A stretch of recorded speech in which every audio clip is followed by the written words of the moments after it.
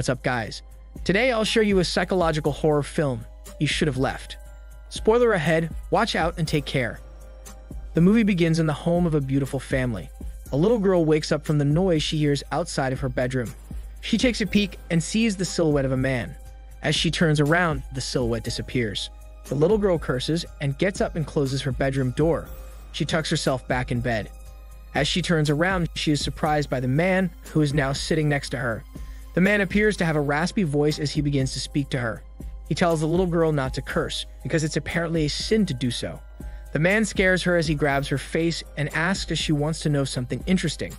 The little girl wakes up from a nightmare and looks around her bedroom. She gets startled by the same man, who grabs her by the neck and lifts her up, telling her that the interesting thing is about her father. Suddenly, the father wakes up from his nightmare. He gets out of bed and goes to his daughter's room to check up on her. He is relieved, but at the same time annoyed at the fact that he keeps having nightmares. On a beautiful day, he attempts to visit his wife on set, but the set security guard denies his entry. While the husband waits to be granted authorization, he hears his wife doing a lovemaking scene and is visibly annoyed at the sound of it. The husband seems to have problems with jealousy. After the shoot, the wife apologizes to her husband about the earlier predicament. She assures him that she has already put him on the approved list. The husband informs her that the set security guard recognizes him. The wife teases him about being dangerous, which he doesn't find amusing. That night, the married couple is parked on a hill overlooking the city. They play a little hormone game inside the car. Afterward, they plan about going away to the country for a while before the wife goes to London for another shoot. A house in Wales is then booked. Shortly after, the family reaches the house. They are amazed by the structure and the size of the lodging place. That same night, the little girl is doing shadow puppets in her room when a shadow appears next to her shadow.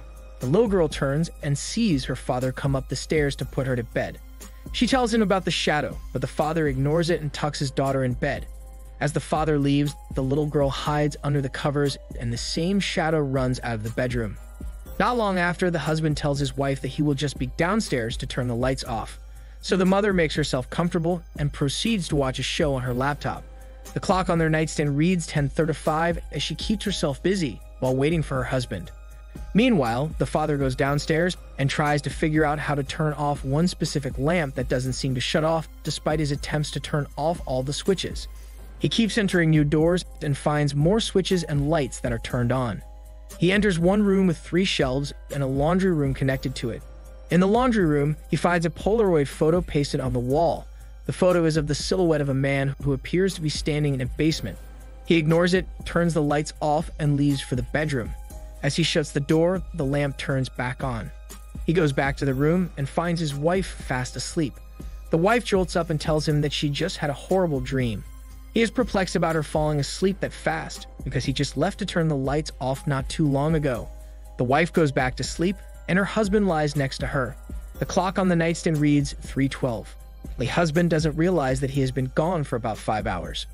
The next morning, the father wakes up and finds a note on his nightstand. The note says something about the mother and the daughter going out for a walk. So the father decides to write in his meditation journal as he follows the app he is listening to, giving him instructions on what to write. Meanwhile, the mother and daughter go for a walk. The little girl asks her mother why a lot of people dislike her father. The mother reluctantly tells her daughter about the father's past. It appears that the father was married to another woman before the mother. He became a widower when the first wife drowned in the bathtub, killing herself. She also mentions to her daughter that people have suspected the father of killing the first wife, although he was acquitted at trial. Subsequently, the father continues to write in his meditation journal when the ink of his pen runs out. He goes to the town to buy some supplies. The shopkeeper asks him if he's met the alleged homeowner. The shopkeeper then mysteriously gives the father a drafting triangle and tells him to measure the right angles. This action leaves the father confused. Soon after, the father goes back to the house and greets his wife and daughter. The daughter talks to her father, telling him that she's sorry for what her father had gone through in the past.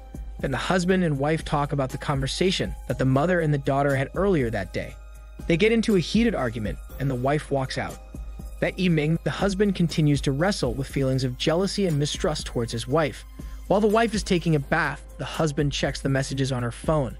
Then he goes and checks her iPad and her laptop for any emails and messages that he might have missed. However, he finds nothing out of the ordinary. After the wife finishes taking a bath, the husband apologizes. That same night, the husband tosses and turns for over an hour and finds himself unable to fall asleep. He goes to the 3-shelf room and listens to the meditation app on his phone. He wakes up, realizing that he just took a nap. He opens his journal and sees someone has written on it, telling him to leave the place. He hears a weird sound behind him and turns around. His reflection on the window, however, doesn't copy his actions. He sees 3 shelves, nothing unusual. He turns away and looks at his reflection. Then he hears another sound and turns again. He finds another door between the 2 shelves. He opens the door and finds a staircase, leading him to another room in the basement. The father makes his way towards the basement. He sees a silhouette of a man and light flashing from a Polaroid camera, and then the man leaves.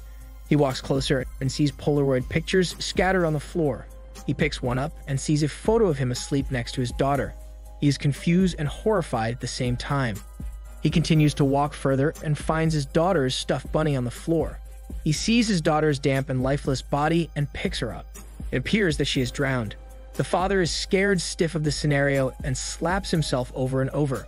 He urges himself that it's all just a dream. He spots a bottle on the floor and breaks it. He uses the broken bottle to cut his arm, but nothing happens. He decides to stab the broken bottle onto his neck, which right then makes the father wake up from another nightmare. The next day, he shows the wife the 3-shelf room and tells her about the secret door behind the middle shelf that leads to a staircase. The wife finds the laundry room and sees the same picture the father saw earlier. They talk about hating the house and decide to leave. As she packs, she talks to the daughter about their plans when she leaves for London. Not long after, the mother and her daughter go outside to play before they leave. The father fixes up and watches his family playing outside. He sends her a text. At the same time, he sees the wife look at her phone. He hears a text vibration on the kitchen counter and finds an identical phone with his messages on the screen. Realizing that she has a secret phone, he suspects she has been cheating on him. He goes back to the 3-shelf room to find the journal and the same message written in it. He confirms that he didn't dream about that part. He notices that something else is written on the next page. He flips the page and sees another message telling him that it's already too late. The father goes out of the house and asks to speak to the wife. She tells their daughter to go back inside. He confronts the wife about the other phone, and she admits to having an affair with an actor. Devastated, the husband asks her to leave for the night, so she goes into town to stay in the village, leaving her husband and daughter in that house. Back in the house, the father tries to make food for the daughter. As the daughter plays with her scooter, she accidentally knocks a cup of water off the counter. She tells her father that she doesn't like the place where she gets bad dreams and gets in bad moods. She asks if her parents got into a fight, but the father reassures her that everything will be okay. Afterward, the daughter knocks a water cup off the counter, and the father notices the strange water. He does an experiment to conclude the water separating into 2. He then gets the triangle he received from the shopkeeper the other day. He measures it and finds an anomaly in the angle between the wall and floor. The father and his daughter measure the kitchen and are astonished to find that it is larger inside than outside. The daughter, while outside, tells her father that she's cold, so she is told to get her coat inside the house. The father watches her from outside and realizes that she is nowhere to be found. The father and his daughter get separated inside the house. He tries to look for her and notices that the inside of the house keeps changing. The 2 of them appear to be experiencing separate visions in the dream world. They finally reunite. The father tries to call the wife, wanting her to come back and take him and their daughter away from the house, but her phone is turned off. He then calls the shopkeeper, inquiring whether he knows of any cab services in the area. The shopkeeper replies that there are none and speaks of the house cryptically, saying that the devil builds a tower and collects souls from there. Desperate to escape the house, the father and his daughter decide to go to town on foot. As they leave the house, they see a silhouette of a man observing them from inside as they walk away from it. After some time, they find they have circled back to the house. Seeing no other option, the father convinces his daughter to stay there for the night. As they sleep, the father enters the dream world again and is desperate to look for his daughter. He awakens and finds himself in the basement and is attacked by the corpse of his first wife. Afterward, he appears in the basement and runs up the staircase, leading him to the 3-shelf room. He enters the room and sees his past self leaving the house to go to the town. He goes to his journal and writes to his past self about leaving the house. He proceeds to search for his missing daughter. He then sees his and his wife's past selves as they first arrived at the house. Not long after, he meets the alleged homeowner, who seems to be the devil, as the locals believe. The devil has taken the daughter captive. What's more, he takes the form of the father to taunt him and says he will return the daughter on the condition that the father does what he must do. As such, the little girl is returned, relieving the father. The next day, the wife returns to the house, and the father gives the daughter to her. He finally confesses to the true circumstances surrounding the death of his first wife. He tells her that he didn't help when the first wife was drowning. He simply watched her die because he had been miserable with her for so long. The movie ends with the father's spirit inside the house, revealing he had been the figure watching himself and his daughter leave the night before. His soul is now forever trapped inside the house. He accepts that he belongs there, that he cannot run away from his own shadow. And he has tried to write the messages in his journal, warning his past self, "You should have left."